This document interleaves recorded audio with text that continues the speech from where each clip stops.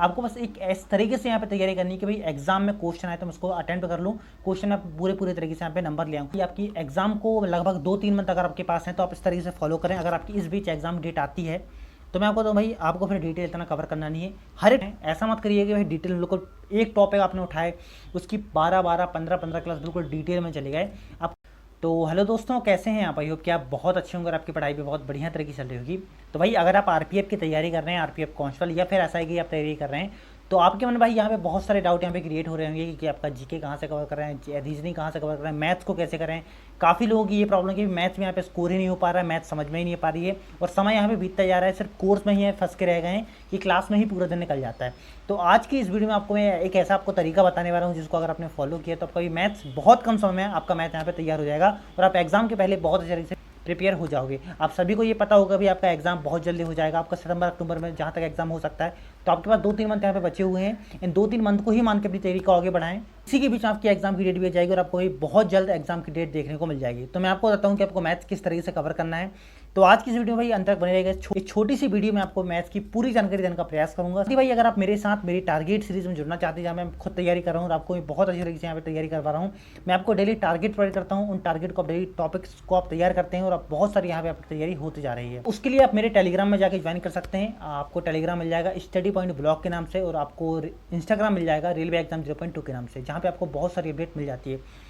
तो आपको ये पता होगा कि आपका मैथ्स का सिलेबस 2 भागों में यहाँ पे डिवाइड है। आपका मैथ्स का जो सिलेबस है 2 भागों में डिवाइड है, ठीक है। आपको ये पता होगा कि आपका अर्थमेटिक भी आना और एडवांस भी आपको आना है, पर एक सीक्वेंस आपको हमें फॉलो करना है। अगर आप मैथ्स को कवर कर रहे हैं, ऐसा मत करिए कि भाई डिटेल बिल्कुल एक टॉपिक आपने उठाए उसकी 12-12 15-15 क्लास बिल्कुल डिटेल में चले गए। आपको स्टार्टिंग में अगर आप बिगिनर हैं, आप तैयारी कर रहे हैं, तो भाई कम से कम आपको यहाँ पे 6 महीने लग जाएगा आप मैथ्स अगर इस तरीके से पढ़ोगे तो, ठीक है। आपको एग्जाम ओरिएंटेड यहाँ पे पढ़ना है। आपको भाई मैथ्स इस तरीके से पढ़ना है कि अगर एग्जाम में क्वेश्चन है तो आप पूरी तरीके से बना लो। आपको यहाँ पे मैथ्स में यहाँ पे आपको भी एक्सपर्ट बनने की बिल्कुल जरूरत नहीं करना। आपको यहाँ पे सीजीएल लेवल का भी मैथ नहीं पढ़ना है, आपको यहाँ पे बिल्कुल डीप मैथ नहीं पढ़ना है। आपको बस एक इस तरीके से यहाँ पे तैयारी करनी है कि भाई एग्जाम में क्वेश्चन आए तो मैं उसको अटेम्प्ट कर लूँ, क्वेश्चन में पूरे तरीके से यहाँ पे नंबर ले आऊँ। 35 की अगर आपकी मैथ्स आनी तो आराम से आप 30-32 का टारगेट लेके चलें। पूरे में से पूरे हो सकते हैं, पर अगर आप बिगिनर हैं, आप स्टार्ट ही कर रहे हैं तैयारी को और अगर आपने मैथ्स में अभी आपके बिल्कुल स्कोर नहीं आ रहे हैं, तो 30-32 आप एग्जाम के पहले आराम से ला सकते हो। तो आपको पता होगा मैथ्स का सिलेबस 2 भागों में यहाँ पे डिवाइड होता है, एक अर्थमेटिक होता है और आपका यहाँ पे एक एडवांस होता है। अगर मैं एडवांस की बात करूँ तो एडवांस में आपको सिर्फ 5 टॉपिक पढ़ने हैं। आपका सरलीकरण हो गया, एलसीएम एचसीएफ हो गया और आपका यहाँ पे संख्या पद्धति हो गया, क्षेत्रमिति हो गया, आपका डीआई हो गया। इन 5 टॉपिक के अलावा अगर आप भाई अदर टॉपिक देखोगे तो कहीं ना कहीं आपके भाई ओरिएंटेड क्वेश्चन आपके छूट जाएंगे। इन 5 टॉपिक से आपके लगभग एडवांस की अगर 35 की अगर आपकी मैथ्स आनी है तो 10 नंबर की एडवांस आपकी 100% इन्हीं टॉपिक से आएगी, ठीक है। नंबर सिस्टम से आपके बहुत सारे क्वेश्चन देखने को मिल जाएंगे। तो आपको इन 5 टॉपिक में एडवांस के लिए बहुत अच्छी कमांड बना के रखनी है। फिर आपकी अर्थमेटिक की पूरा वेटेज आपका यहाँ पे रहने वाला है। 35 में से लगभग 25 क्वेश्चन आपके अर्थमेटिक के 100% भाई आएंगे और 10 नंबर आपकी एडवांस आ सकती है। एडवांस आपकी इतनी हार्ड नहीं आएगी, आपको अगर क्वेश्चन थोड़ी बहुत ज्योमेट्री की देखने को मिल जाएंगी, पर आपको अभी उनमें ध्यान नहीं देना है। आपको यहाँ पे संख्या पद्धति, एलसीएम एचसीएफ, सरलीकरण, क्षेत्रमिति और डीआई, इन 5 टॉपिक को इतना अच्छा बना के रखेंगे भाई एडवांस में आपका बिल्कुल आपका पूरे में से पूरे आप क्वेश्चन यहाँ पे कर सकते हो। फिर बात आती है आपकी अर्थमेटिक की, तो अर्थमेटिक में आपके लगभग यहाँ पे 15-16 टॉपिक यहाँ पे निकल के जाते हैं। मैं आपको बताता हूँ आपका जो मोस्ट इंपोर्टेंट अर्थमेटिक के टॉपिक है प्रतिशत और आपका अनुपात। इन 2 टॉपिक को भाई इतना अच्छे से कवर कर लेना। इनका अगर 20-20 क्लास मिले, कोई टीचर पढ़ा भी इतने डिटेल में, अगर आपकी 15-15 क्लास मिले तो 15 क्लास को भाई 2-2 बार देख लेना, क्योंकि अर्थमेटिक पूरा यहाँ पे टिका हुआ है परसेंटेज और रेशो में। अगर अर्थमेटिक की भाई अगर टॉपिक आप बोलो तो सिर्फ परसेंटेज और अगर रेशो में आपने बहुत अच्छी कमांड ले आई तो आपके मोस्टली लगभग 90% क्वेश्चन, आपके 90% क्वेश्चन अर्थमेटिक आपके बन जाएंगे, ठीक है। तो आपको स्टार्टिंग में परसेंटेज कवर करना है, फिर आपका यहाँ पे रेशो कवर करना है। इनको आप एक बार पढ़ लो, फिर इनका रिवीजन प्रॉपर तरीके से कर लो, जब कि पूरे क्वेश्चन आपके बन जाएँ।